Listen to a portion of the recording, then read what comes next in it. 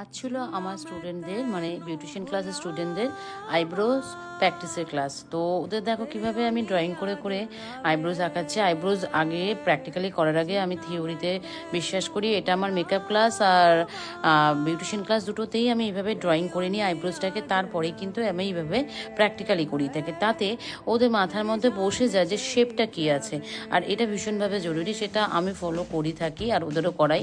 তারপরে কিন্তু ওরা আইব্রোজ করতে বিশ্বাস করো 2 দিন আইব্রোজের ক্লাস। আজকে দেখো কত সুন্দরভাবে ওরা আইব্রোজটা ধরে নিয়েছে।